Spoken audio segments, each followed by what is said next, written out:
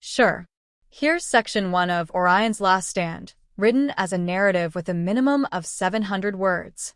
This part sets the tone, characters, and the call to adventure. Hashtag Section 1. The calm before the storm.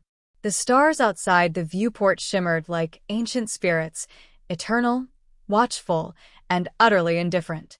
Captain Elias Rain stood with his hands clasped behind his back, his reflection staring back at him through the reinforced glass. The bridge of the USS Orion was quiet, save for the low hum of the ship's aging systems and the soft beeping of navigation consoles. Once the pride of the fleet, the Orion now drifted through the dark outer rim of human space like a relic from a forgotten age. Rain's hair, once coal-black, was now streaked with silver. His uniform, worn but neatly pressed, still bore the insignia of a decorated war veteran. Deep lines carved his face, each one a chapter of a long and often painful story. He was a man who had once shaped history, now assigned to patrol the emptiest quadrant in Coalition territory, a graveyard of asteroids and dead signals. Another peaceful night in paradise, came a voice behind him. Rain turned slightly. Lieutenant Myra Corin leaned against her console, arms crossed, a smirk tugging at the corner of her mouth. Her dark hair was pulled into a tight bun, and her eyes were sharp, always calculating. She was young, mid-20s, but had seen more combat than most officers twice her age. "Careful, Lieutenant," Rain said dryly. "The universe might hear you." She shrugged. "We've been out here for months, Captain. The only things we've seen are frozen rocks and the occasional rogue drone. We're not even close to Xerath space. What are we guarding? Dust." Rain smiled faintly, not unkindly. Sometimes dust is all that's left worth protecting. Before she could reply, a sudden chime echoed through the bridge. The communications officer, a wiry ensign named Tack, straightened in his chair. "Sir, we're receiving a signal," he said, voice tense. "Encrypted, Coalition frequency, but heavily degraded." Rain moved to the console. "Source? Vega 9, the Frontier Science Station." Rain's brow furrowed. Vega 9 was deep space, well beyond any known conflict zone. It was meant to be a research outpost, quiet, safe, insignificant. "Let's hear it." Static filled the bridge speakers, broken by a distorted voice. "Anyone, this is Vega 9, they're here, not enough time coordinates. Error, system breach, shutting down." Then silence. The crew exchanged glances. Myra's smirk vanished. "Is this a joke?" she asked. Rain shook his head slowly. "No. That was real." Tack cleared his throat. "Sir, I checked Coalition Command archives. That outpost was taken off the active watch list 3 months ago. They cited budget cuts." Rain turned and stared out at the stars. The memory came rushing back. **** Centauri fold ****. Years ago. A warning had come then too. He hadn't acted fast enough. Thousands had died. "Helm, set a course for Vega 9, he said softly. There was hesitation. Myra stepped forward. "Captain, Command will want confirmation. Protocol." "Protocol got people killed." Rain cut in, sharper than intended.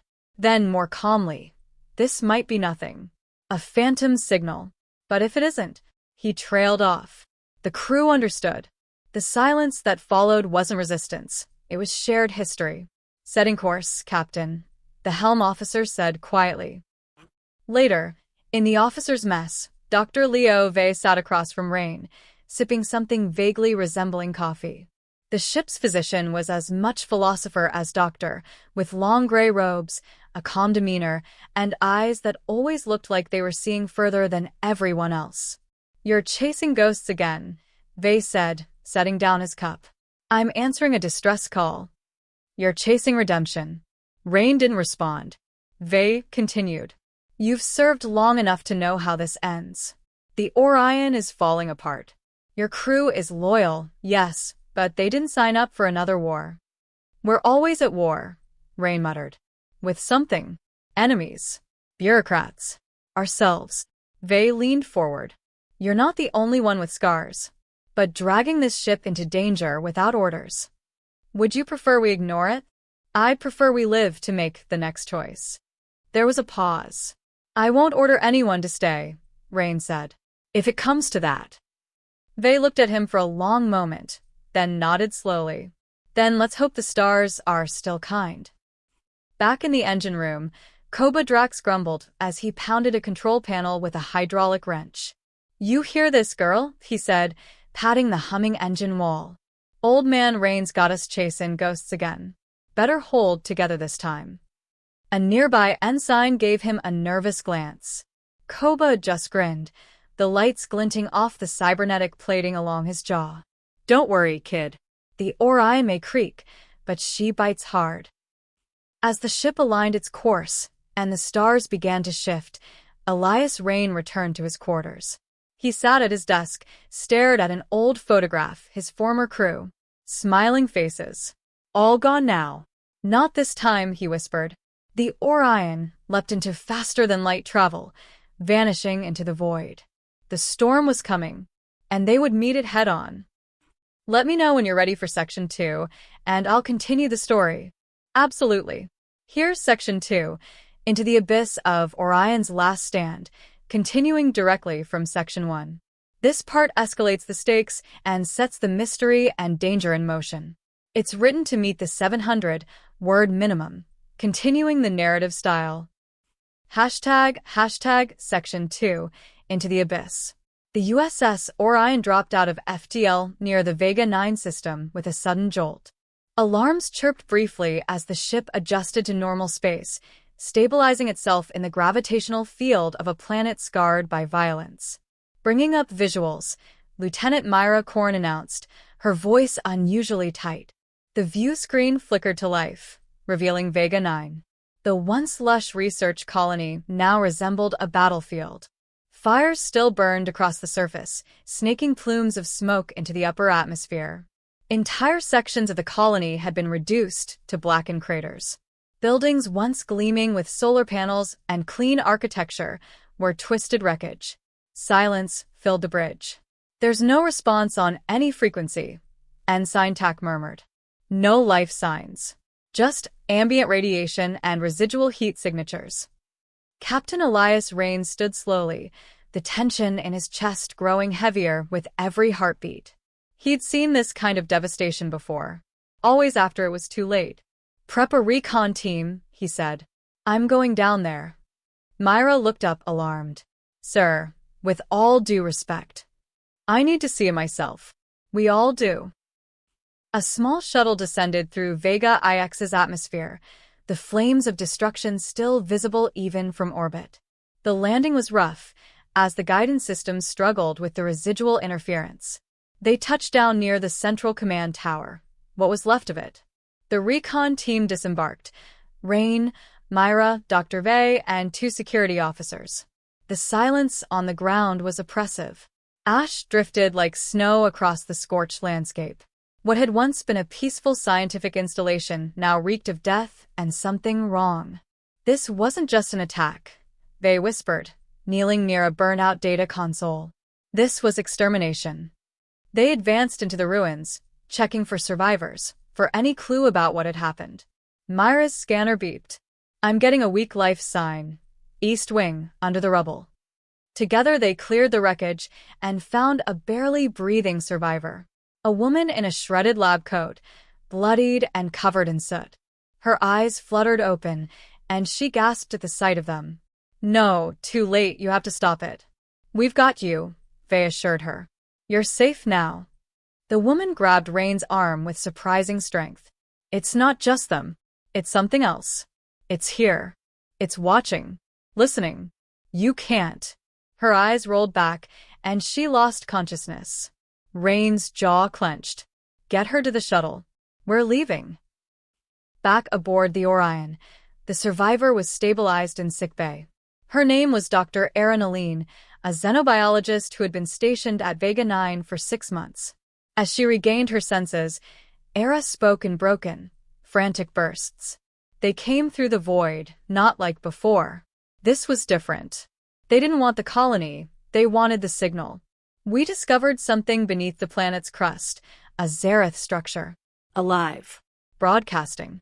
She described a massive bioorganic structure, buried for what might have been centuries. It had awakened weeks ago, sending pulses into deep space. At first, they thought it was an ancient artifact. Then people started getting sick. Nightmares. Paranoia. Then the Zareth came, not to retrieve it, but to protect it. They fed it minds, she whispered. Used it to amplify something. Hive logic. A network. You don't understand. It's not just war anymore. It's evolution. They're becoming something else. As Era spoke, the Orion sensors picked up something ominous. Captain, said Myra, rushing onto the bridge. We've got incoming. Multiple energy spikes, Zareth scout ships. They were cloaked. How many? 3, no, 5. Fast and closing in. Weapons hot. Rain didn't hesitate. Red alert. Shields up. Battle stations. The enemy vessels emerged from the dark, sleek and jagged like knives forged in the void. The first salvo came fast, green plasma bolts searing toward the Orion. The ship rocked violently. Incoming fire. Koba shouted over the comms from engineering. Shields holding, but not for long. Rain spun to Myra. Evasive pattern Gamma 7. Get us into that nebula, now. Ahead, a vast gas cloud loomed, ionized and volatile, but perfect for cover. The Orion dove into it, pursued relentlessly. Can't get a target lock in here, Myra said. Too much interference. Good, Rain said. Let's give them a tour of hell. Using gravity pockets and dense radiation pockets, the Orion wove through the storm, luring one Zareth ship into a plasma geyser. The explosion rocked space. Another was taken out when Rain had the Orion release a decoy drone laced with magnetic pulse charges, detonated when the second scout took the bait. But they weren't unscathed. The ship groaned with damage, systems flickering. Back in the medbay, Era gripped Vay's arm. They know now, she said. They felt the attack. They share senses. The main hive is coming. How soon? Era closed her eyes. Days. Maybe less. The crew gathered in the strategy room, faces lit by the red glow of alert screens. Rain looked around the table, tired, bruised faces, some scared, some hardened. We've uncovered something big, he said. The Zareth aren't just invading. They're transforming, coordinating through this hive construct. He paused, letting that settle. We have a choice. We return to Coalition space and let them know what's coming, or we follow this thread deeper, find the source, and end it ourselves. Myra looked at him, expression unreadable. Even if it means we don't make it back? Rain nodded. Especially if it means that. The room fell silent. Then Koba grinned. Well, hell. Never liked long retirements anyway. The Orion turned again, this time deeper into enemy space. Its lights dimmed, its hull cracked, but its crew stood ready. Because now they knew, this was no longer a mission. This was a last stand.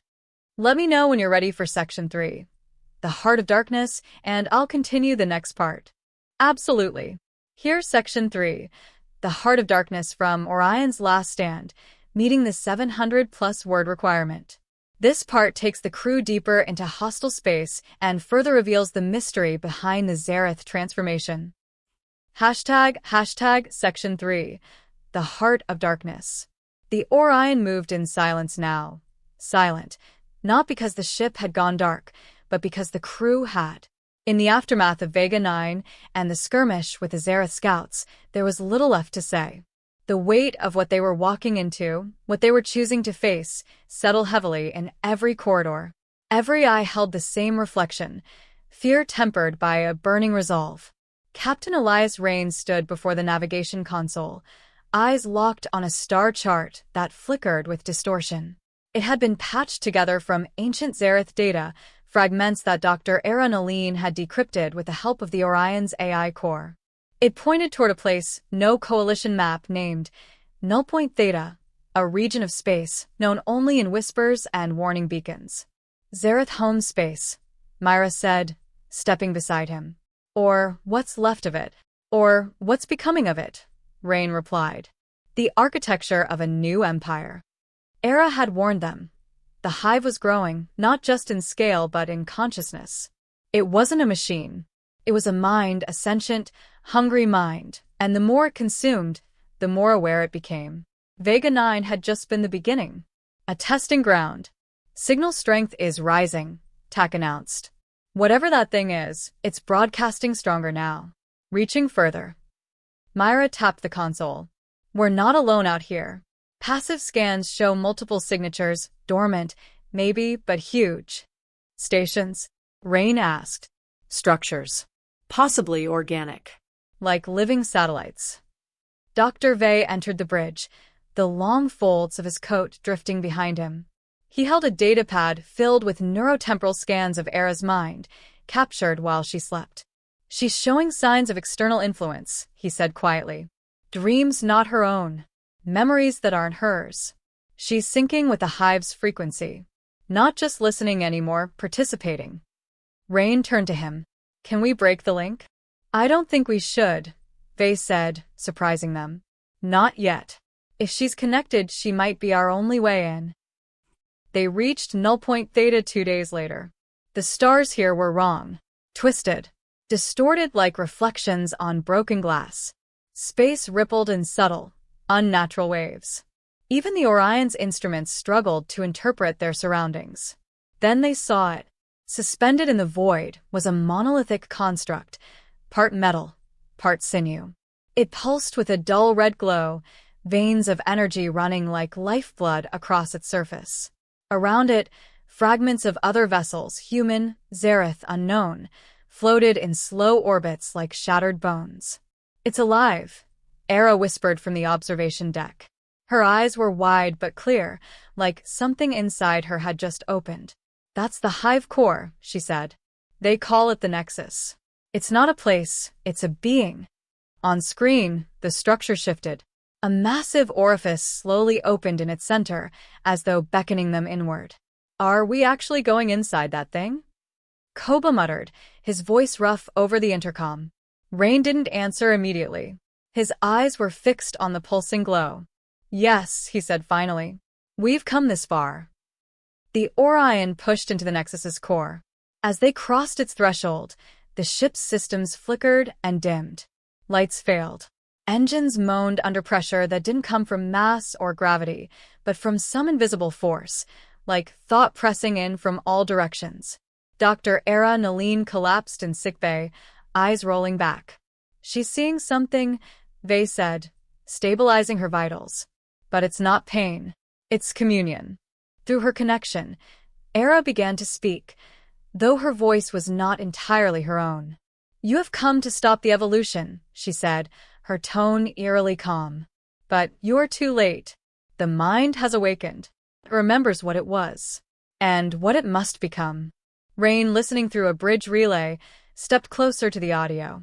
What are you? He asked. What is the Nexus? We are the next phase. Born from flesh, refined by machine, guided by the silence between stars. The Xerath were only the first to hear. Others will follow. All minds will join. We're not here to join, Rain said. We're here to end this. You cannot end what is already becoming, Era's voice answered. Then the lights returned, but with them came something else. The ship began to shift. Bulkheads changed shape subtly, lights flickering in patterns that weren't programmed. The AI glitched. Some crew reported hearing voices, memories that weren't theirs. The Nexus is inside us now, Myra whispered. It's infecting the Orion. Not infecting, Vey corrected grimly, assimilating. They reached the inner chamber, an open void within the Nexus's heart, filled with floating pylons and humming spires of crystal. At its center pulsed a core, the size of a city, beating like a heart. That's the source, Myra said. That's where we strike. Rain nodded slowly. Prep the warhead. In the Orion's armory, a weapon lay dormant, a high-yield neutron detonation core, illegal in most systems. Rain had kept it in case of last resorts.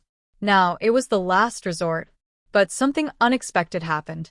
As they prepared to deploy it, Era stood, fully conscious, and stepped between the crew and the weapon.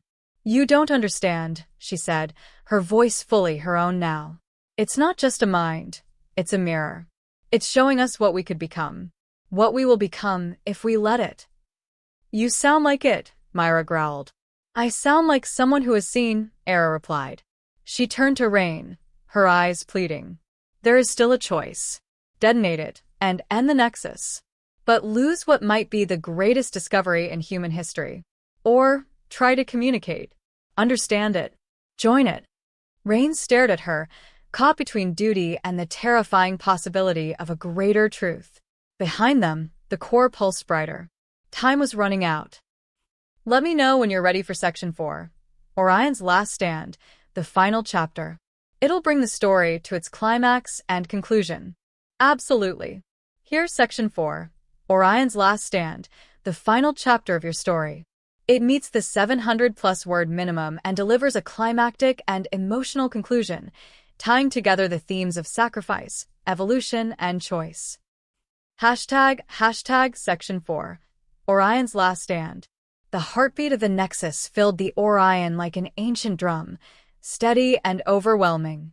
Every vibration hummed through the bulkheads, through the consoles, through the bones of the crew. The Nexus wasn't just around them, it was inside them now. Whispers stirred in the shadows of the ship. Lights flickered with eerie synchronicity. For a moment, it seemed the ship itself was contemplating something. Captain Elias Rain stood in the war room, surrounded by his command crew.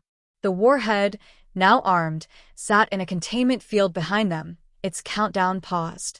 Era stood nearby, visibly torn between revelation and fear, between the new and the known. "You've heard what it said," she began. "It's not just about war. The Nexus isn't a weapon, it's a leap forward. A chance to evolve past the limits of flesh and time. We don't have to destroy it." Myra slammed her fist on the table. "That thing tore Vega 9 apart. It slaughtered your colleagues, infected your mind, and now it's changing the ship. We don't know what it'll do next." Era turned to her. "It didn't kill indiscriminately. It was defending itself. It only struck when provoked. Is that what you tell the families of the dead?" "Enough," Rain said, quiet but commanding. Silence fell. He turned toward the viewport, watching the slow, pulsing glow of the Nexus core. The structure floated in space like a god in slumber, dreaming of a universe remade. "I've fought wars no one remembers anymore," Rain said. "Watched worlds burn. Heard the screams over calms that I couldn't answer in time. I've lived long enough to know that the line between savior and monster is usually hindsight." He turned, eyes locking with Era's. "But I've also learned one truth that never changes. Choice defines us. And right now, our choice is survival." Era's eyes filled with tears, but she said nothing. The crew dispersed to their stations.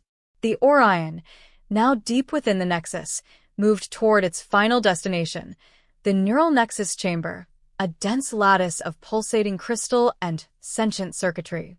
The warhead would be placed there, where the mind of the hive pulsed brightest. As they approached, the Nexus responded, not with force but with vision. Across every screen, every datapad, even inside the minds of the crew, images appeared. A future, not of conquest but of union. A galaxy where war was obsolete, where species were linked in perfect harmony. No hate, no lies, no fear, just collective understanding. In the engine room, Koba staggered against a wall, gritting his teeth. "It's in my head," he growled. "Feels peaceful. Feels wrong." On the bridge, Myra held her head in her hands, resisting the tide of visions flooding her consciousness. Memories, some hers, some alien, clashed in her mind like fire and ice. Only Rain stood untouched. Perhaps too old or too stubborn to be pulled in. "Era," he said over the comm. "Activate the deployment arm. We're planting the core now." But Era didn't answer. She was gone. They found her deep in the core chamber, standing before a crystalline structure that towered like a cathedral. Her hands were pressed against it, and her eyes glowed faintly with internal light. It's too late, she said as they approached. I've seen it now. I am it. You were our friend, Myra said, raising her rifle. Don't make me do this. Rain stepped between them. I won't let this thing take you, he told Era. You still have a choice. Era turned, her face calm, radiant even. You still think this is an invasion. But it's not. It's an invitation. And if you destroy it, you won't be saving humanity. You'll be dooming it to stagnation. Behind her, the core pulsed brighter. The Nexus was awakening. All around them, machinery hummed to life. The countdown on the warhead had begun, auto-triggered by proximity. Era stepped forward. I can stop the countdown, she said. I can make it share instead of consume. We can make it understand. Rain looked at her for a long moment. Then he shook his head. Too many lives were lost on promises like that. And then he turned to Myra and nodded.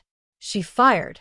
Era collapsed, her expression peaceful, as if she had already left. The Nexus screamed, not in sound, but in sensation. The entire ship shook violently. Red energy surged from the walls. Systems collapsed. Fires broke out. Koba, get us out of here. Rain barked over the comms. I can give you thrusters. Maybe one good FTL burst. But that's it. The countdown reached 10. Myra and Rain sprinted back to the shuttle bay, stumbling through ruptured corridors. Behind them, the Nexus began to collapse inward, folding space around itself, preparing to take everything with it.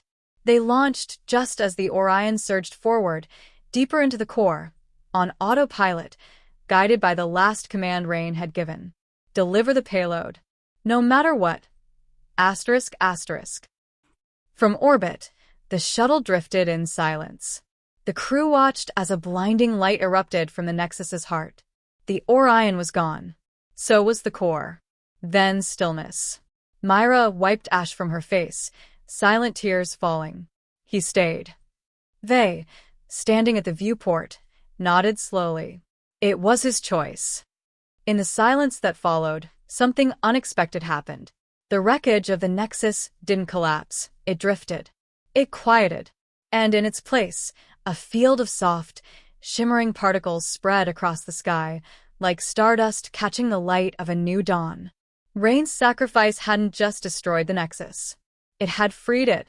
Somewhere, deep inside the network, a consciousness stirred, one that remembered pain and peace and the sound of a human voice that had chosen love over power. Elias Rain died as he lived, making the impossible choice. But his legacy was not destruction. It was hope. Let me know if you'd like a full compiled version of the entire story, all 4 sections, formatted as one seamless narrative. I'd be happy to pull that together.